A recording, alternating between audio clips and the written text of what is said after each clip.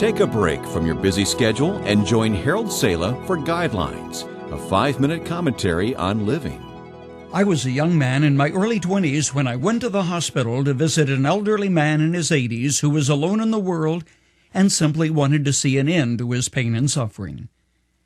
Never shall I forget the frustration and embarrassment I felt when he looked up and asked, "Why does God allow my suffering? Why doesn't He just let me die and end all of this?" I'm still struggling to find a completely satisfying answer to the question. But I have come to understand that the old gentleman who asked the question has lots of company when it comes to wondering why God allows certain things. Whether it is an epidemic, an illness, or an accident, whenever there is a tragedy, people wonder where God is. A child is brought down with cancer. A wife and mother of 3 children is struck by a car, or, yes, the mother of all disasters, a tsunami caused by an earthquake sends massive killer waves crashing on innocent people, taking the lives of 200,000 people. The natural mind immediately thinks one of 2 things is true. Either God is too remote, too disinterested, and too weak to step in and stop the tragedy, or else He is a powerful but harsh deity who pours forth His judgment on innocent people. But are those the only answers to the questions of why? Is there not a third answer? First, the Bible declares in positive terms that God is a loving God who is merciful and compassionate. Isaiah wrote, "See, the sovereign Lord comes with power, and His arm rules for Him. He tends His flock like a shepherd. He gathers the lambs in His arms and carries them close to His heart. He gently leads those that have young." 14 Old Testament references speak of God as being compassionate.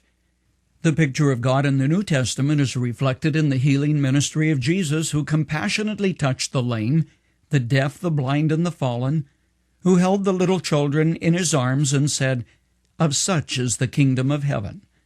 The Bible explains that with the entrance of sin into the world came a curse on planet Earth.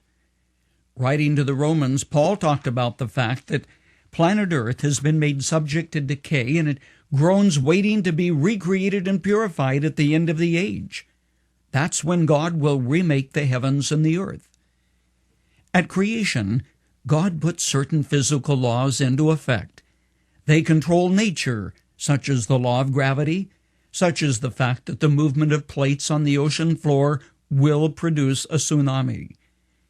While there's no questioning the fact that God has the power to step in and to supersede those natural laws, and He does on occasion, He usually does not, and His power is reflected in the regularity of what happens, as the sun rising and setting, the earth revolving around the sun, producing seasons, and the fact that disease and pestilence will produce death. Now, if God should spare us from the effect of those natural laws, let's face it, this would be heaven, not earth. So ours is a broken world, and we are impacted by the effects of that brokenness in pain and suffering. However, that does not mean God is indifferent to what happens to us, to you. The standpoint of a father whose 12-year-old son was stricken with cancer summarizes the whole issue, saying, "We cannot explain what God hasn't explained to us. He's right. Better to flee to God for refuge, for comfort, and for understanding, than to turn on Him, blaming Him for what He has not explained."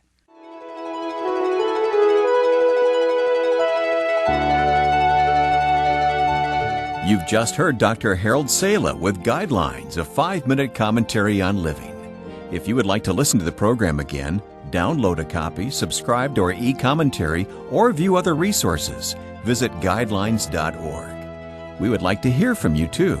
You can email us at info@guidelines.org. That's info@guidelines.org. Thanks for listening, and we invite you to join us again for the next edition of Guidelines.